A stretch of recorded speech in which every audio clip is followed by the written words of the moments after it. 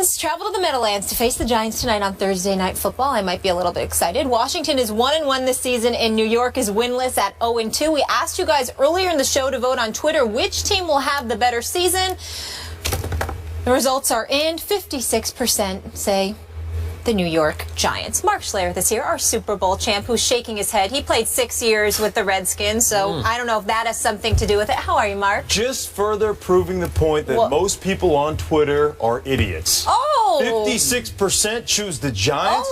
Have you not watched the 2 games they've played? I know they've been ahead in the fourth quarter in both games, but have you watched either line of scrimmage when you're talking about the Washington Redskins versus the New York Football Giants? Don't because side the New eye York us because Football your friends Giants up here couldn't block their way out of a wet paper sack. It's a 2-man team, essentially, on the offensive side. 3-man. It's Eli to Odell Beckham Jr. And then Shane Vereen out of the backfield. Beyond that, they don't have anybody that's playing any good as far as getting things done on the offensive side of the football. The Washington Redskins are dominating. They should be 2-0. They're dominating the line of scrimmage right now. They have Alfred Morris ran for 100 yards in week 1. They had another 100-yard back last week. Matt Jones was phenomenal.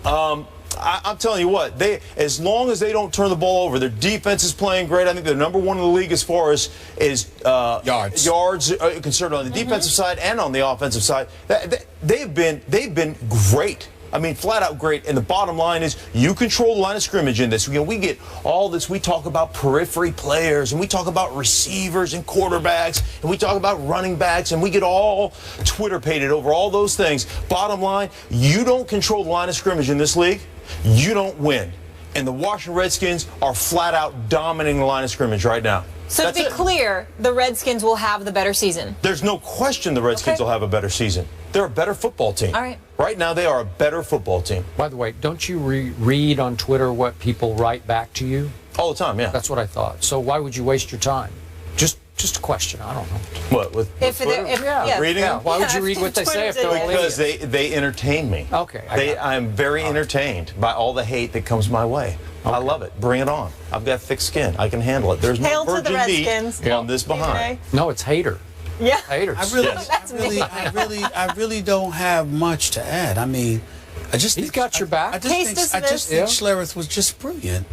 And you know, in his elocution, just the things that he said, and you know, the content of his information, the Redskins have dominated at both lines of scrimmage. I told you how they looked. They didn't just sneak up on the Washington Redskins. They ran the ball effectively, but more importantly, their defense is stout. When you consider the fact that they're the 3rd-ranked defense in the NFL, number 1 in yards allowed, and the way that they're playing, and you consider the fact that all Eli Manning appears to have is Odell Beckham Jr., a 2nd-year receiver, and a guy like Shane Vereen, who came over from the New England Patriots, that's not going to be enough to beat the Redskins so long as Kirk Cousins doesn't turn the ball over. 100%. And why should we expect him to turn the ball over when he has not 1 but 2 100-yard rushers over the last 2 weeks of the season? And Matt Jones and Alfred Morris. I can give the football to them to run the ball about 40 times a game, and they should be just fine. They're doing a great job managing him. Now, he had 1 boneheaded interception in week 1. Yep. I'll get 3-man rush,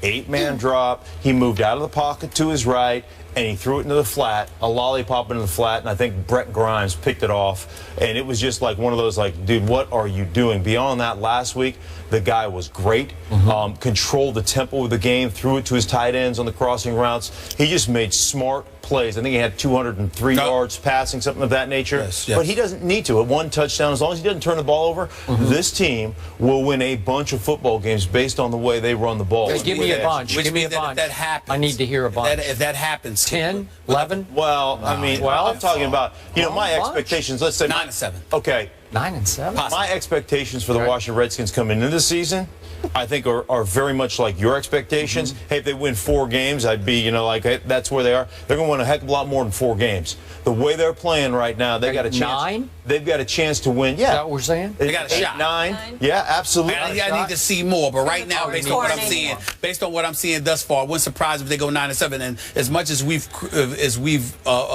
criticized him over the last year and a half, let's take a moment to give Mr. Jay Gruden credit. Talking to some guys in the NFL, they say the man can coach, and the way they're playing right now, he looks like he's doing a good job. Yeah, they're doing a great job. So, if memory serves, I believe this Kirk Cousins started one game against your Giants, your New York Football Giants last year, and I said, dude, what are you doing 4 times? Not once or twice, 4 times. I said, dude, what are you doing? That's true. Because it was just a disaster. It was. Remember that? In Washington.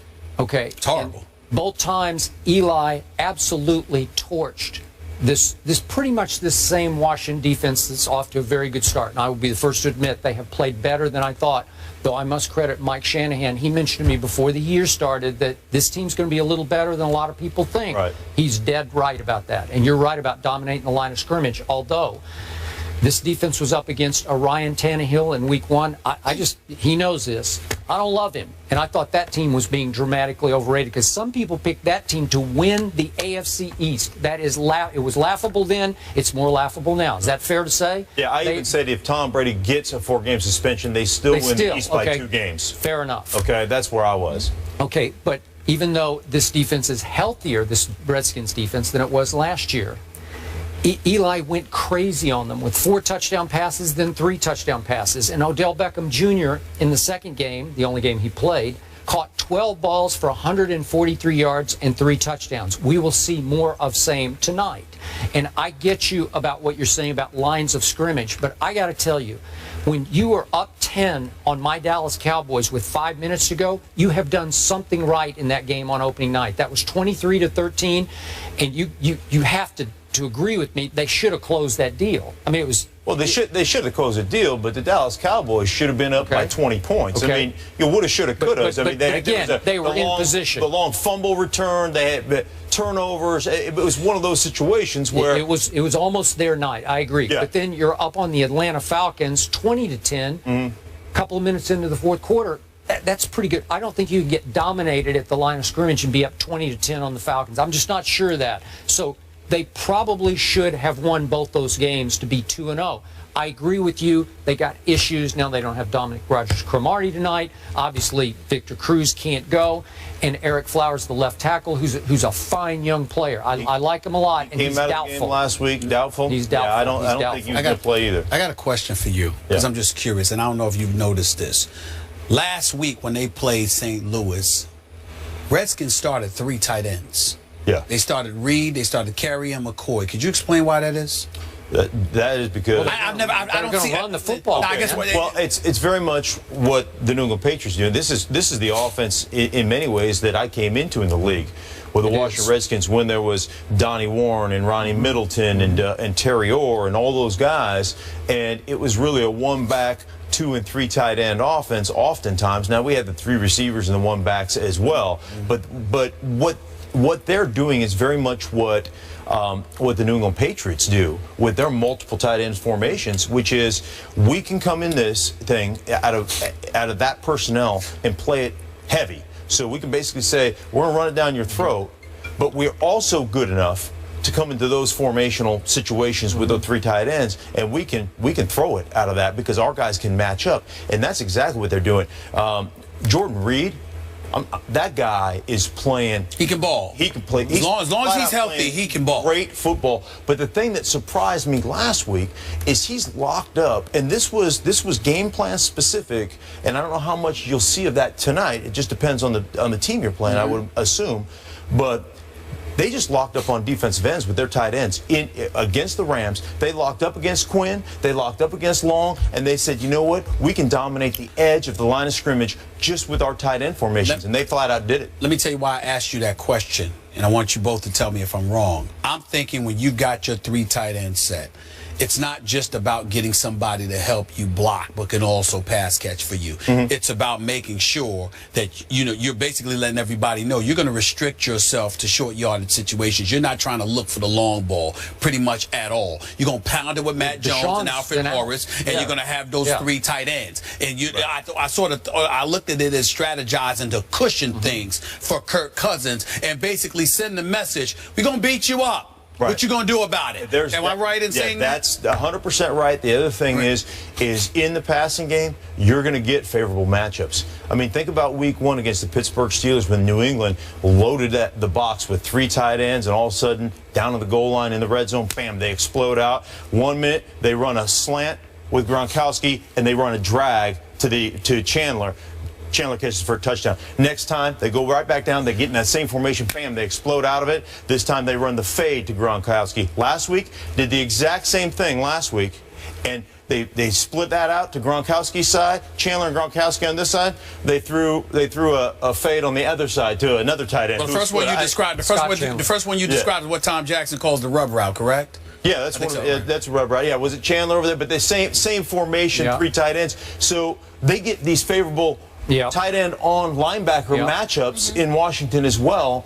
And I tell you, because you have to make a decision. As a defense, you got to say, well, they're in big, they're in heavy personnel, they're in Trey, and they're going to run the ball down our throats, and that's embarrassing. So we don't want to do that. So we're going to line up our heavy personnel, and then all of a sudden it's like, matchup nightmare for you because our tight ends can get done. You got Redskins tonight, right? Yes. Big. Well, what do you mean by big? Couple touchdowns? No. Dominate the line of scrimmage? I got to win at 23-20. Yeah, they're not. I mean, they're not going to be one of those teams that are going to light it up for 38 points. You know, they're just not going to. That's not how they're going to win. They're going to win games 24-17. That's what they're going to win. That's how they win. Okay. I got Giants 30-21, and I got Giants going 9-7 to the Redskins 7-9. And I'll give you 7-9. Winning 23-20. I'll reserve the right to see what kind of record they're going to get this season. Okay. Well, what about Giants? Do you think they're how many did they win this year? What you got? From what I've seen, I don't see the Giants winning more than 7 games. Okay. That will be the end of Tom Coughlin. Yes, you're right about that. Yes, it will. The Redskins are 4-17 in primetime games, the worst in the NFL. Just wanted to point that out. Hail to the Redskins. Mark, it's always good to see you. A decision has been made about the future of the high school kids who targeted a referee. We will react to that decision after the break.